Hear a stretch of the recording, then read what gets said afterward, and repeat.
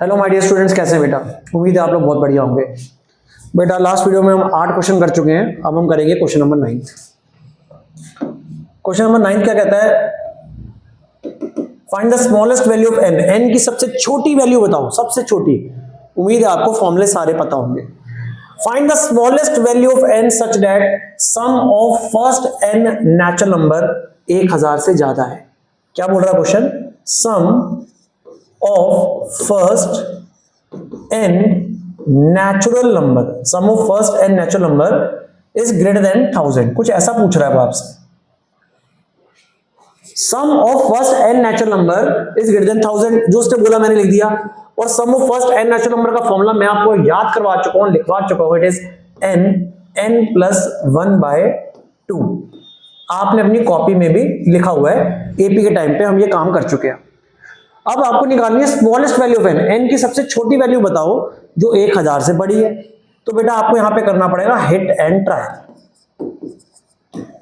अब आपको एन के अलग अलग वैल्यूज डालनी पड़ेगी। जैसे कि आप मुझे बोलो कि सर एन की वैल्यू मैं 1 डाल देता हूं। देखो 1 तो बहुत छोटी वैल्यू है ना।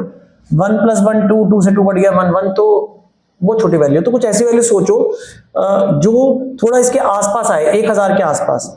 तो मान के चलो मैंने एन को डाला 44, थोड़ी सी क्लोज वैल्यू 40 भी डाल सकते थे आप। 44 डाला तो 44 प्लस 1/2 है ना, यही तो है क्वेश्चन। 44 डिवाइड बाय 2 कितना आता है? 22, और ये आपका हो गया 45।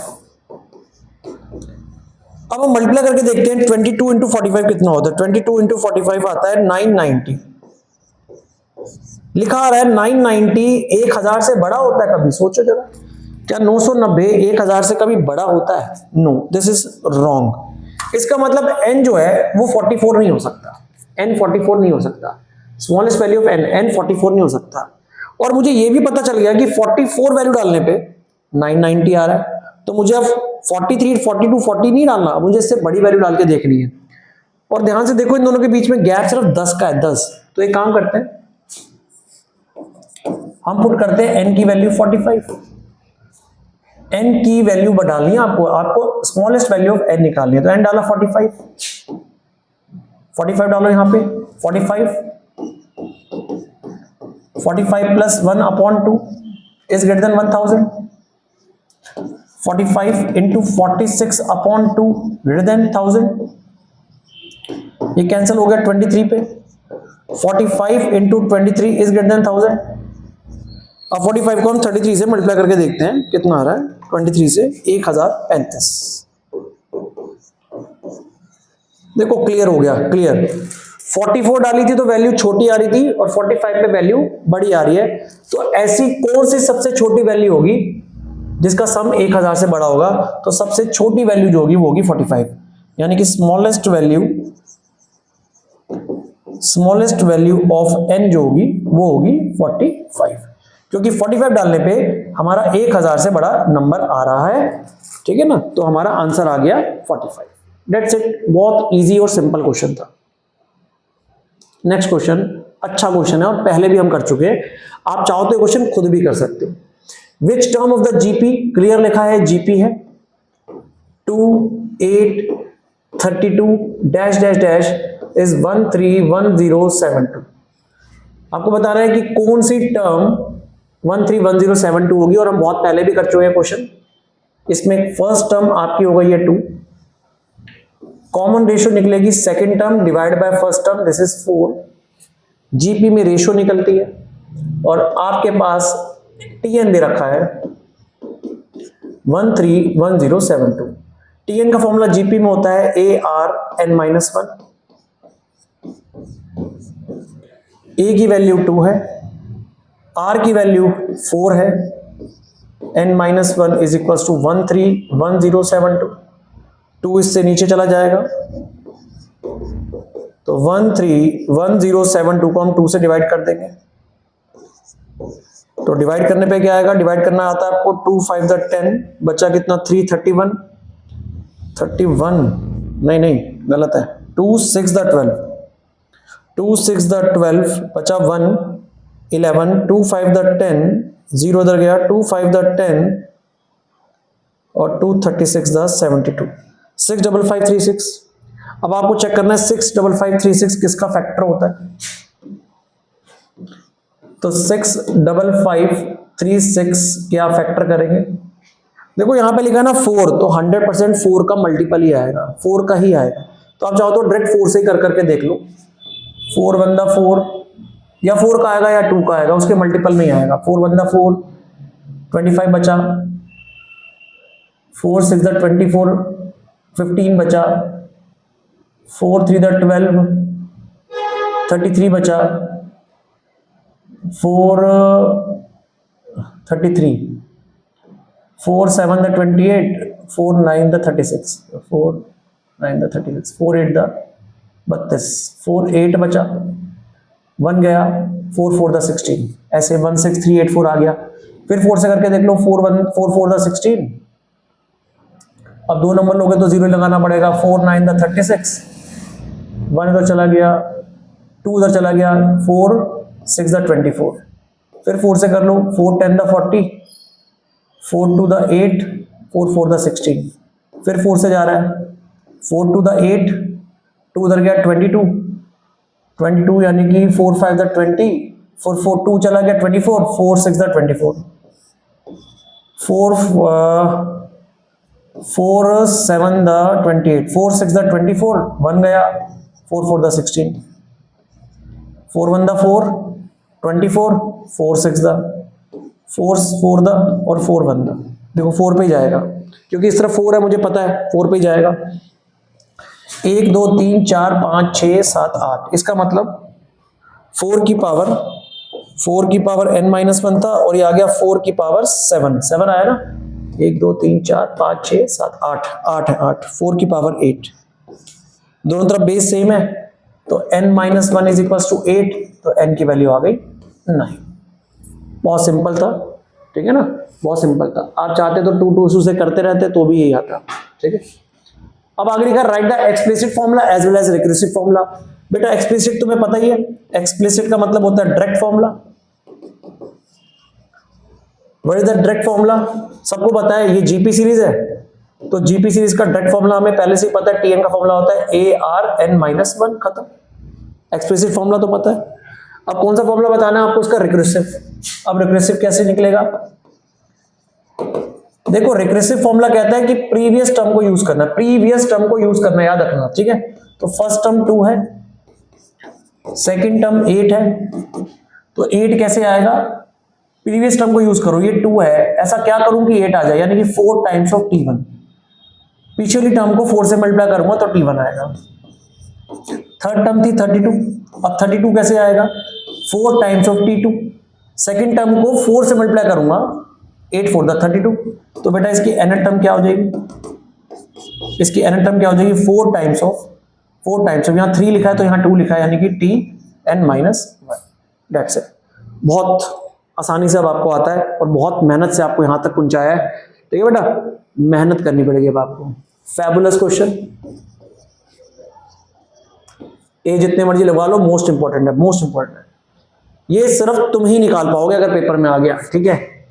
जो बच्चा स्टार क्वेश्चन समझ के छोड़ के जा रहा है और टीचर खेल गई पेपर में, तो बेटा मतलब आप ओलंपियाड दोगे कभी, या आगे स्टडी करोगे, अभी तो छोटी क्लास है 11 12 10, तो बेटा वहां पे भी क्वेश्चन आएंगे ना, तो इनको छोड़ नहीं सकते आप। बहुत प्यारा क्वेश्चन है। The sum of first 3 terms of GP is this. देखो कभी भी वो बोल दें कि जैसे फर्स्ट 3 टर्म्स, मैं आपको एक चीज सिखा रहा हूं, ध्यान से देखना। जीपी सीरीज क्या होती है, आज तक आपने जीपी सीरीज क्या देखी, आपने जीपी सीरीज देखी ए R square, A R cube, तो क्या जीपी सीरीज यही होती है, नहीं, ये नहीं होती जीपी सीरीज। ये होती है लेकिन इससे अलग भी कुछ हो सकता है। ये आगे की तरफ बता रहा हूं मैं तुम्हें, ए R square, A R cube, ये पीछे की तरफ भी भाग सकती है। जब ये पीछे भागती है तो ये होती है ए अपॉन आर, अपॉन में आर, और पीछे भागेगी तो आएगी ए अपॉन आर स्क्वायर। बात समझ में आ रही है? आप डिवाइड करके देख लो, जब इसको इससे डिवाइड करोगे तो आर आएगा, इसको इससे डिवाइड करोगे आर आएगा, इसको इससे डिवाइड करोगे तब भी आर ही आएगा। Common ratio is same. तो जीपी सीरीज ये नहीं होती कि बस यही होती है ए R square, A R cube, पीछे भी जा सकते हो, पीछे भी जा सकते हो। ए बाय आर स्क्वायर, ठीक है, ये देखो A R square, A R cube, है ना, तो इसके पीछे क्या निकलेगी, A by R square, A by R cube, ऐसे पीछे भी चल सकती है। और एपी में भी होती है खासियत, वो आपके पास क्वेश्चन है नहीं, ठीक है, एपी में होता है ए प्लस डी, ए प्लस 2d, ए प्लस 3d है, होता है ना बेटा, इसके पीछे भी होती है, पीछे क्या होगी, A minus D minus A minus 2d, A minus 3d and so on. तो ये मैं आपको क्यों बता रहा हूं, जब भी पेपर में लिखा हुआ आ जाए फर्स्ट 3 टर्म्स, ठीक है, और फर्स्ट 3 टर्म्स और लिखा है यहां पे सम दिया हुआ है, सम और प्रोडक्ट दे रखा है, तो आप लेट करना हमेशा, let GP series is this A upon are, ए और ए आर। इससे आपका क्वेश्चन थोड़ा इजी हो जाएगा, मतलब आंसर तो आ ही जाएगा, इससे भी आंसर आ जाएगा अगर आप ए आर स्क्वायर लोगे, लेकिन ये आपके क्वेश्चन को इजी कर देगा। क्यों कर देगा, यहां लिखा प्रोडक्ट इज -1, इनका प्रोडक्ट -1 है, let GP series first 3 terms लिख देता हूं यहां पे, first 3 term, let first 3 terms, ठीक है, तो प्रोडक्ट में क्या होगा, ए अपॉन आर, ए और ए r is equal to -1, r से आर कट गया, देख रहे हो आसान हो गया क्वेश्चन, आर से आर ही कट गया, a cube is equal to -1, तो ए की वैल्यू भी क्या आ जाएगी माइनस, ये देखो इसे मैं ऐसे लिख सकता हूँ, -1 का क्यूब लिख सकता हूँ, -1 का क्यूब इज -1, तो ए की वैल्यू आ गई -1। जल्दी से ए आ गया, जल्दी से आ जाएगा अगर आपने ये वाली सीरीज ली, ए बाय आर, ए और ए आर, क्योंकि आर से आर कट जाएगा, फटाफट आंसर आ जाएगा। And the sum is 13/12, sum का मतलब ए बाय आर, ए और ए आर इज 13/12, ये सम हो गया। ए की वैल्यू -1 आ चुकी है, यहां प्लॉट कर देते हैं, put a is equals to -1, तो -1 upon r, -1 r is equal to 13/12। LCM ले लेते हैं, आर एलसीएम आएगा, इसके नीचे 1 है, इसके नीचे 1 है, -1 माइनस आर स्क्वायर, एलसीएम मेरा सबको आता है। उसके बाद क्या कर सकते हैं, क्रॉस मल्टीप्लाई, -12 आर स्क्वायर, और ये हो गया 13 आर। सबको उधर ले जाओ, नेगेटिव नेगेटिव नेगेटिव उधर जाके सब पॉजिटिव हो जाएंगे, यानी कि 12 r square plus 12 r plus 13 r और प्लस का 12 is equals to 0। 12 r square 13 और 25, ये आ गया 25 r plus 12 is equals to 0। अब क्या करेंगे, मिड टर्म स्प्लिट सबको सिखा रखी है कैसे होती है। पहले इस 12 को और इस 12 को मल्टीप्लाई करेंगे, 12 आर स्क्वायर कैसे करेंगे, इस 12 और इस 12 को मल्टीप्लाई करेंगे, आएगा 144। पहला स्टेप 12 इंटू 12 144, इसे कहते हैं मल्टीप्लाई। और दूसरा स्टेप क्या होता है, फैक्टर। 144 के फैक्टर करेंगे और फैक्टर करने पे 25 आना चाहिए, 25 आना चाहिए। तो इसका होगा 14 और क्या होगा इसका फैक्टर, 144 के फैक्टर करते हैं, 144 के फैक्टर करो, कितने आएंगे, 272, 236, 218, 29, 33 और 31। अब फैक्टर करो कि 25 आ जाए, 25 आएगा 16 और 9 पे, 16 और 9 पे, मतलब 9, 3 3 द 9 और 8, 2 to the 4, 4 to the 8, 8 to the 16, यानी कि 16 आर प्लस 9 आर। यार मिड टर्म स्प्लिटिंग आपको बहुत सिखाई है, ठीक है बेटा।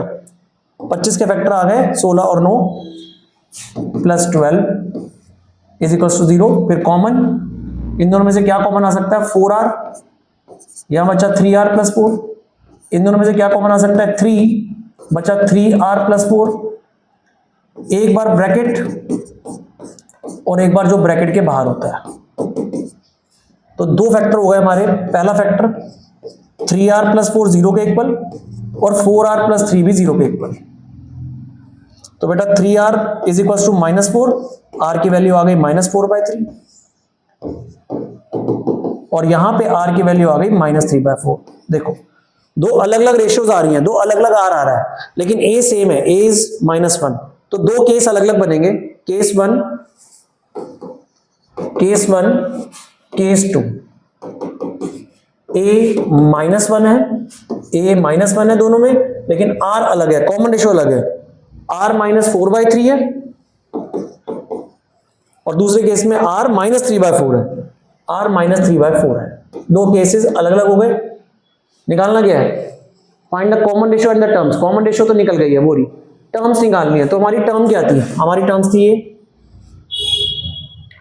यानी कि ए बाय आर, ए और ए आर दोनों में अलग अलग निकलेगी terms. A is -1, r is -4/3, a is -1 into -4/3, a is -1 upon -3/4, -1 into -3/4। तो क्या आंसर आ गया, इसको उल्टा कर दो, 3/4, -1 माइनस प्लस 4/3। या तो टर्म्स ये होगी, या इसको उल्टा कर दो, 4/3 -1 और 3/4, या टर्म्स ये होगी। That's it. बहुत ही बेहतरीन क्वेश्चन है। जो बच्चा इस क्वेश्चन को नहीं करके गया और पेपर में आ गया ना भाई, समझ जाओ, मतलब मजेदार क्वेश्चन है, फैबुलस क्वेश्चन है। नेक्स्ट क्वेश्चन बहुत इजी है, कह रहे हैं 4th 10th और 16th टर्म जीपी की। देखो पहले लिख लिया करो जीपी है कि एपी, पहले लिख लिया करो ताकि गलती ना हो। 4th टर्म जीपी की एक्स है, 10th टर्म वाई है, 16th टर्म जेड है। कहता है 4th टर्म एक्स है, यानी कि AR3 x हो गया।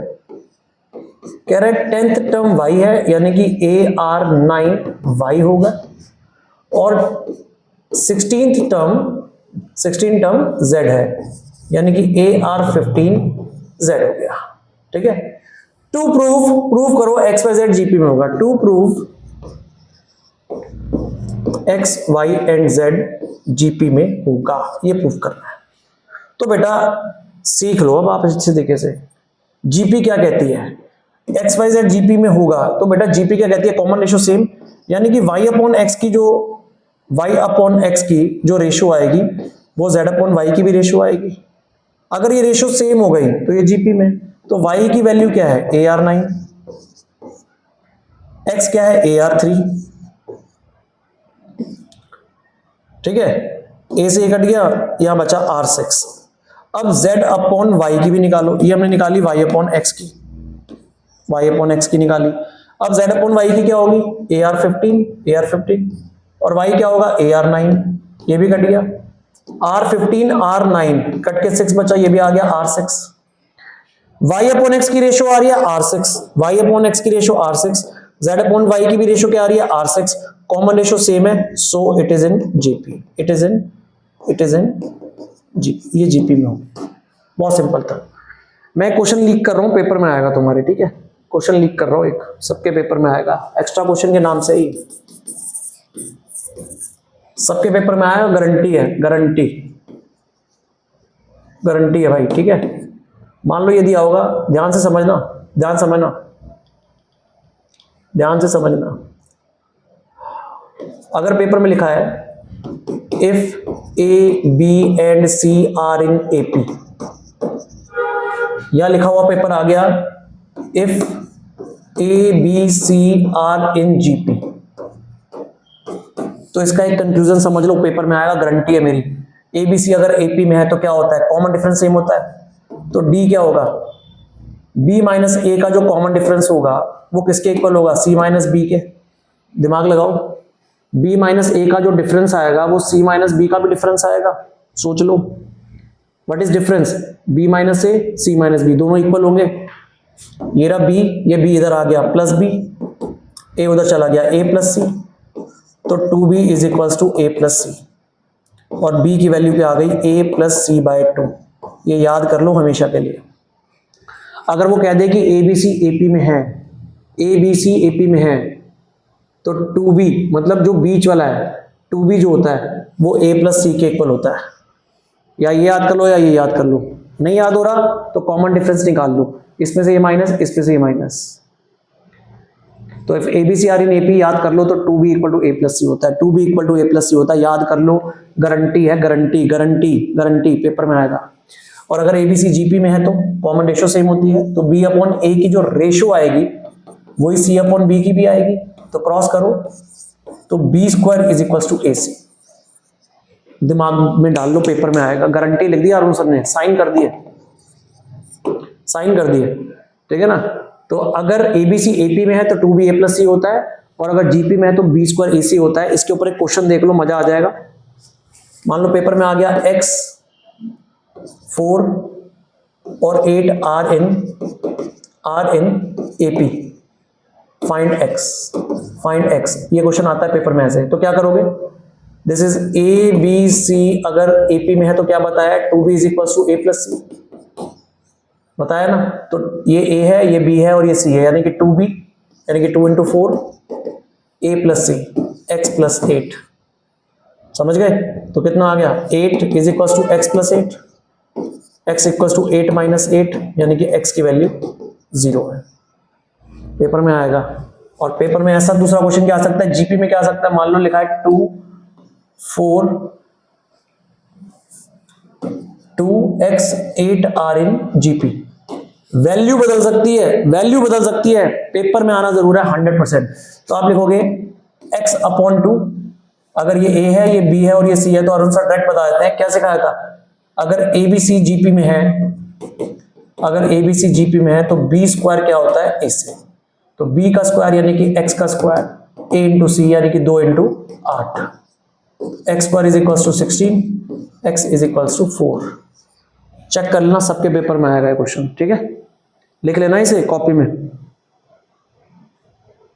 ये क्वेश्चन इसकी वजह से मैंने आपको बताया कि अगर एक्स वाई जेड जीपी में होता है तो कॉमन रेशियो सेम होती है, वाई अपॉन एक्स की जो रेशियो आएगी वो जेड अपॉन वाई की आएगी, तो ये जीपी में, यानी कि आपको प्रूव करना था। तो वाई अपॉन एक्स की जो रेशियो आई वो R6 I, Z by Y की भी R6 आ गई, तो दोनों जीपी में। बहुत प्यारा question. The sum of first 3 terms of GP, फिर बोल दिया 3 टर्म जीपी की 26 है, फिर बोल दिया तो let 3 terms, let the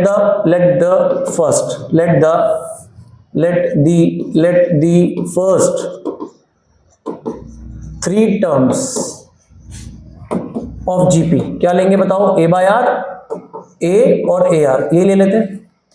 The sum of first 3 terms of the GP is 26, इन तीनों का सम 26 है, यानी कि a upon r, a और ar, तीनों का टर्म 26 है। This is first equation. And the sum of their squares, यानी कि a square by R square, sum मतलब प्लस और स्क्वायर, इनके स्क्वायर का सम 364 है। Find the terms of the GP, GP की टर्म्स बतानी है आपको, ये तीनों टर्म्स बतानी है। तो देखो बेटा, ये हमारे पास सब गिवन था, गिवन। अब नाउ हम क्या करते हैं, सॉल्यूशन में देखो क्या करेंगे हम, a बाय आर, a और ए आर इज इक्वल टू 26 था, हम लिखेंगे स्क्वायरिंग बोथ साइड। हम स्क्वायरिंग करेंगे कैसे, a by are plus A R का होल स्क्वायर, दोनों तरफ स्क्वायरिंग कर देंगे, इज इक्वल टू 26 का square.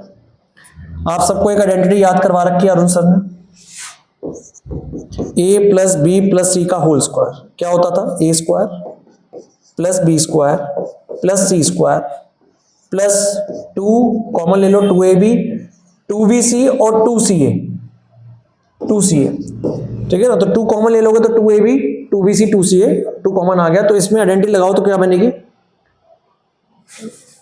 a by are plus A R का whole square is equal to 26 का स्क्वायर, आइडेंटिटी लगाओ, a square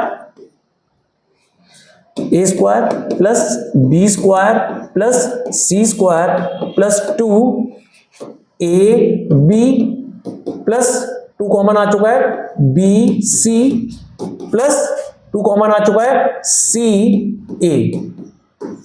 is equal to 26 का स्क्वायर में कर लेता हूं, 26 का स्क्वायर 676 होता है, कंफर्म कर लेते हैं, 676 डन, 676।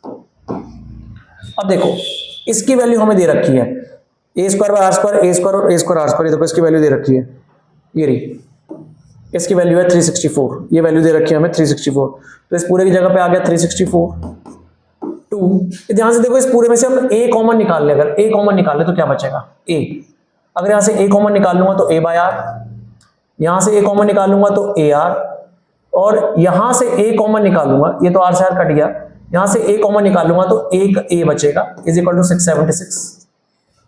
364 प्लस 2a, ये पूरी वैल्यू चेक करो, ये रही a बाय r, a और ar इज 26, पहले से दे रखी थी 26, तो इसकी जगह पे आ गया 26 is equal to 676। 2a into 26 is equal to 676।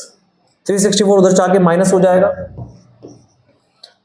तो 2a इंटू 26, इसे माइनस करो, इसमें से आ गया 2 1 3, और नेक्स्ट स्टेप में a की वैल्यू क्या होगी 312 इंटू, ये 2 और 26 नीचे आ गए, 2 और 26 नीचे आ गए, अब करेंगे कटिंग, 2 1 द 1, 2 5 द 10, 2 6 द 12, 156 को 26 से डिवाइड करेंगे तो बेटा ये आ रहा है 6 आ रहा है, 6 a आ गया 6, a आ गया 6, a 6 आ गया। अब a 6 आया, अपने को निकालना क्या है, ओके क्वेश्चन बड़ा हो गया भाई। अब a की वैल्यू यहाँ 6 डालेंगे और r निकालेंगे, इसमें डालते हैं, क्वेश्चन बड़ा हो गया। a by r, a plus A r, हमारे पास 26 था,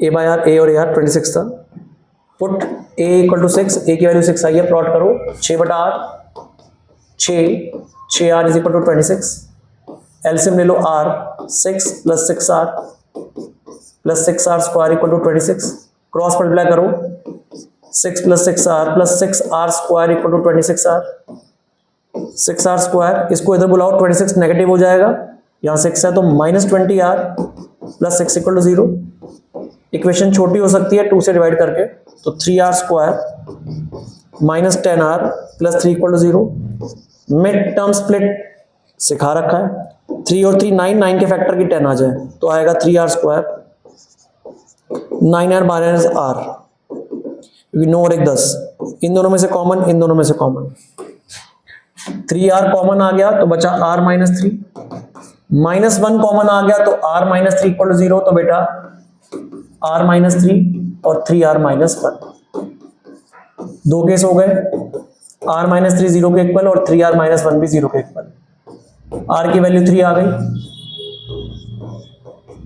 r की वैल्यू 1/3 आ गई, 2r आ गए, 2r आ गए, लेकिन a हमारा एक ही था, a था हमारा 6, तो दो केस हो गए, दो केस हो गए, ठीक है, क्योंकि r 3 है और r अलग अलग है, a सेम है, तो केस दो हो गए, और हमें बतानी है टर्म्स, तो टर्म्स क्या थी हमारी a बाय r, a और ar, तो हमारे पास टर्म्स आ जाएगी a बाय r, a और ar, a बाय r और a और ar, तो a 6 अपॉन 3, 6 और 6 इंटू 3, इसमें a यानी कि 6 अपॉन 1/3, 6 और 6 इंटू 1/3, तो इसे कट करोगे आएगा 2 6 18, और ये कट करोगे तो आएगा 2 6, नहीं नहीं नहीं नहीं नहीं, ये 3 ऊपर चला जाएगा, उल्टा हो जाएगा, मल्टीप्लाई हो जाएगा, 6 3 18, 6 और 2, दैट्स इट।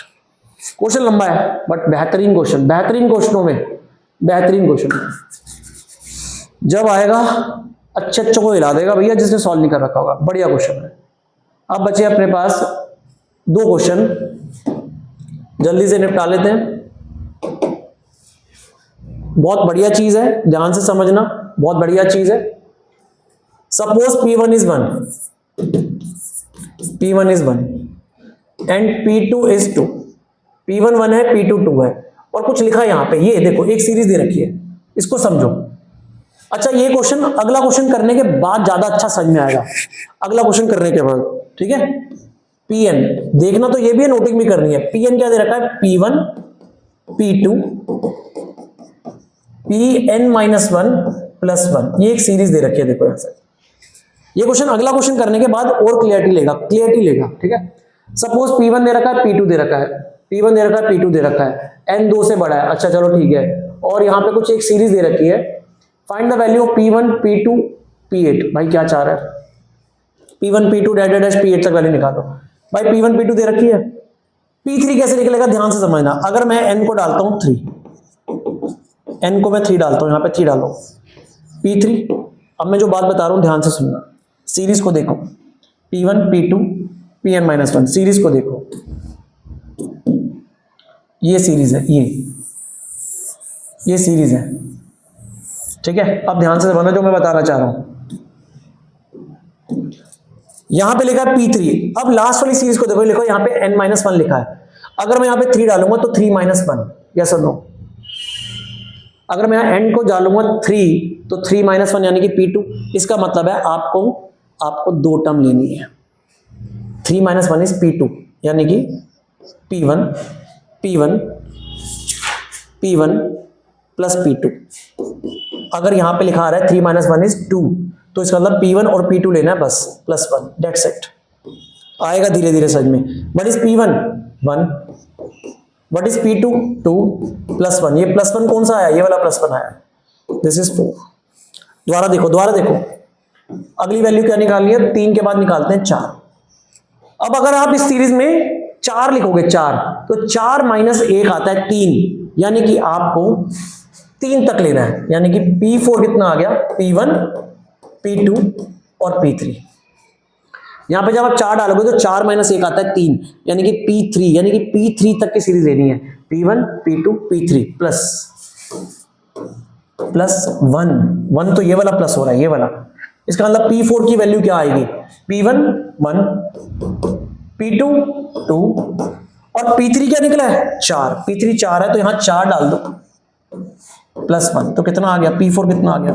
4 5 6 7 और 1 8। कुछ आ रहा है समझ में? अब देखो अगले में समझ में आ जाएगा। अब अगर आपको 5 निकालना है, n5, तो यहां डालो P5 5। तो जब यहां पे आप 5 डालोगे, 5 - 1 4, 5 - 1 4, तो क्या क्या लेना आपको? P1 P2 P3 और P4, 4 तक लेना आपको, और +1 बाहर दिया हुआ था। अब P1 की वैल्यू क्या थी? 1 2 1 2। P3 की वैल्यू कितनी थी? 4। और P4 की वैल्यू क्या है? 8 और +1 कितना आ गया? 8 और 4 12, 12 और 1 13, 13 और 2 15 और 1 16, ये आ गया 16। ऐसे निकलेगी सीरीज। कहां तक बोली उसने? 8 तक निकाल देते हैं, चलो कोई बात नहीं। अब पुट n = 6। आप लोगों को समझ में आना चाहिए। अब यहां पे 6 डालेंगे, 6 6 में से 1 गए 5, 6 में से 1 गए 5, तो कहां तक लेंगे value? P1 P2 P3 P4 P5, 5 तक लेंगे, और प्लस क्या चल रहा था? 1। रिकर्सिव रूल के अंदर पीछे की एक वैल्यू उठाते हैं। ये एक दूसरी सीरीज है, इसका नाम बताऊंगा अभी आपको। इसमें पीछे की वैल्यूज उठा रहे हैं, देखो 1 2 4 P1 1 2 4 P3 और P4 8 P5 16, 8 और 16 पीछे की बहुत सारी वैल्यूज उठा रहे हैं। ये आ गया P6। 16 और 8 24, 24 और 4 28, 29 30 31 और 32। ऐसे अब उसने क्या बोला है? 7 निकाल देते हैं। वैसे उसने 8 तक मांगी है, सच में तो आपको आ गया। अब 7 निकालना है, 7 - 1 6, तो P7 निकलेगा, मतलब 6 तक। P1 P2 P3 P4 P5 P6 +1, ये 1 2 3 4 5 की तो वैल्यू यही है, तो 1 + 2 + 4 + 8 + 16, और P6 की वैल्यू थी 32 +1, दिस इज P7। तो P7 की वैल्यू मैंने अगर निकाल रखी है तो मैं इसे निकाल लेता हूं। P7 की वैल्यू आ रही है 64। उसने P8 भी बोला है, वो आप खुद निकालना। अब मैं आपको बताता हूं। Can you find a simpler recursive formula for Pn? क्या Pn के लिए कोई आप सिंपल फॉर्मूला बना सकते हो? यस, देखो कैसे बनेगा। ठीक है, अब देखो कैसे बनेगा। जब आप P8 निकालोगे ना, मैं डायरेक्ट लिख देता हूं, वो आ रहा है 128 आ रहा है। ठीक है, अब रिकर्सिव फॉर्मूला देखो कैसे बनेगा। रिकर्सिव फॉर्मूला आप खुद भी बना सकते हो। देखो अब नंबर क्या है? 1 2, पहला 1 फिर 2 फिर 4 फिर 8 फिर 16। सीरीज देखो क्या बन रही है, 1 2 4 8 16, फिर आया 32, फिर आया 64, फिर आया 128। क्या बना, क्या बना? Recursive rule. ध्यान से देखो, इसको मैं लिख सकता हूँ 2 की पावर 0, इसे 2 की पावर 1, इसे 2 की पावर 2, इसे 2 की पावर 3, इसे 2 की पावर 4, 2 की पावर 5, 2 की पावर 6, 2 की पावर 7। हाँ या ना? ध्यान से देखो, 2 का मल्टीपल चल रहा है, 2 का मल्टीपल, 2 का मल्टीपल। 2 से मल्टीप्लाई करो 2 आएगा, 2 से मल्टीप्लाई करो 4 आएगा, 2 से मल्टीप्लाई करो 8, 2 2 2 2 2। तो बेटा इसका रिकर्सिव फॉर्मूला क्या बनेगा? अगर फर्स्ट टर्म 2 की पावर 0 थी, या हम कह सकते हैं फर्स्ट टर्म अगर 1 थी, तो सेकंड टर्म कैसे निकलेगी? 2 कैसे निकलेगा? 2 इंटू T1। थर्ड टर्म कैसे निकली थी? 4। 4 कैसे निकलेगा? प्रीवियस टर्म को 2 से मल्टीप्लाई। अगली टर्म कैसे निकलेगी? प्रीवियस टर्म को 2 से मल्टीप्लाई, प्रीवियस टर्म को 2 से मल्टीप्लाई, प्रीवियस टर्म को 2 से मल्टीप्लाई। तो इसकी nth टर्म कैसे निकलेगी? ट्वाइस। 4 है तो 3, 3 है तो 2, 2 है तो 1, तो Tn-1। This is recursive formula. Check कर लेते हैं रिकर्सिव फॉर्मूला, रिकर्सिव फॉर्मूला। और अगर आपको निकालना है एक्सप्लिसिट, एक्सप्लिसिट फॉर्मूला कैसे निकलेगा? 2 0 2 1 2 3 2 4, यानी कि जीपी का डायरेक्ट फॉर्मूला क्या होता है? Tn ARn-1, ARn-1। तो अगर यहां पे 0 डालूंगा तो 0 आएगा। अगले पेज पे चलते हैं, अगले पेज पे चलते हैं, थोड़ा स्पेस कम है, ठीक है, या यहीं पर चलेगा ही, यहीं लिख दे explicit formula. Explicit, explicit formula कैसे लगेगा? लगाओ दिमाग। 2 0 2 1 2 की पावर 2 2 की पावर 3, तो एक्सप्लिसिट फॉर्मूला कैसे बनेगा? अगर मैं ले लूं Tn, तो Tn कैसे बनेगा? ट्वाइस ऑफ n की पावर -1। खत्म। कैसे? यहां पे आप एक काम करो, यहां पे 1 डालो, 1 फर्स्ट टर्म, T1 डालो, T1, तो 2 की पावर 1 -1, यानी कि 1 - 1 इज 0, 2 की पावर 0, फर्स्ट टर्म इज 2 की पावर 0। आप यहां पे अब 2 डालो, सेकंड टर्म, 2 की पावर 2 - 1 इज 1। आप वैल्यू डाल के देखो ना, आप वैल्यू डाल के देखो यार, 1 डालोगे 0 आएगा, 2 डालोगे 2 1 आएगा, 2 डालोगे 3 डालोगे तो 2 आएगा, 4 डालोगे तो 3 आएगा। This is the answer, this is the explicit formula. Done. मेहनत करनी पड़ेगी भाई, मेहनत करनी पड़ेगी। And the last question, that's it. W1 is 1, W2 is 2, और यहां लिखा है Wn is W1 plus W2 plus dash dash dash plus Wn-1 plus 2। Find the value W1 W2 से W8। बेटा ध्यान से देखना, ध्यान से देखना,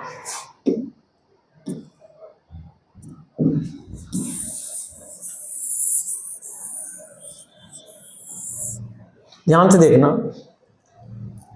यहां पे लिखा है n-2। पिछले क्वेश्चन में क्या लिखा था? पिछले क्वेश्चन में लिखा था n-1, यहां लिखा है n-2। इसका क्या मतलब हुआ आप समझो। अब अगर आपको W3 निकालना है, 3, तो 3 - 2, व्हाट इज 3 - 2? 1, यानी कि W1, यानी कि सर W1 इसका आंसर है।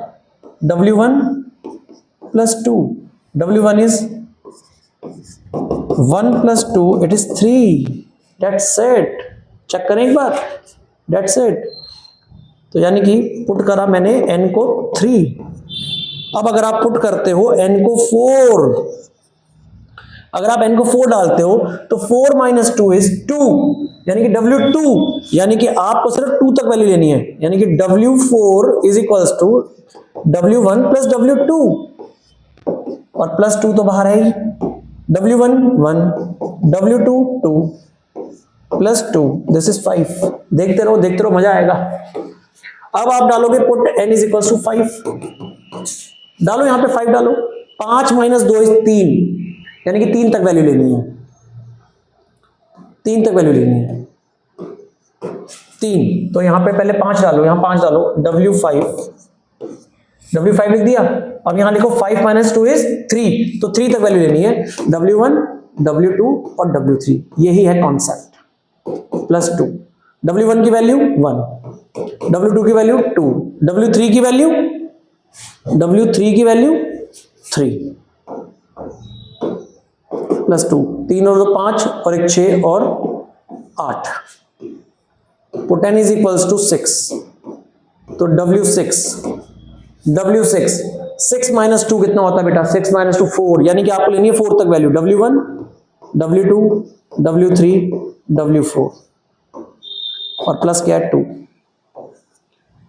W6 W1 की वैल्यू कितनी थी? 1 2 1 2, W3 is 3 and W4 is 5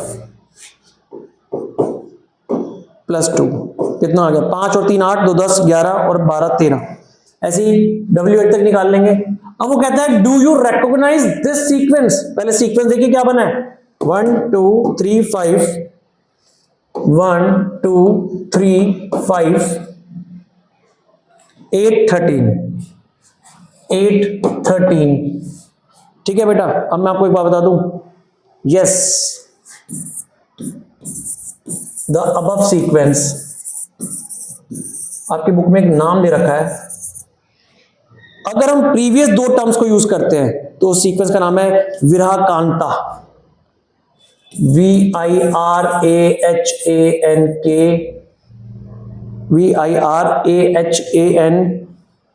विरहाकांता, Fibonacci, FIBONACCI sequence. इस सीक्वेंस को विरहाकाना फिबोनाची सीक्वेंस कहते हैं। रिकर्सिव रूल के अंदर आप प्रीवियस एक टर्म को यूज करते हैं, लेकिन इन सीरीज के अंदर आप प्रीवियस दो टर्म्स को भी यूज कर सकते हैं, आपकी बुक्स में लिखा हुआ है। तो यही हमने किया है, प्रीवियस दो टर्म्स को यूज करके सीक्वेंस बनाई गई है। थैंक यू वेरी मच, मिलते हैं नेक्स्ट वीडियोस में। Thank you very much.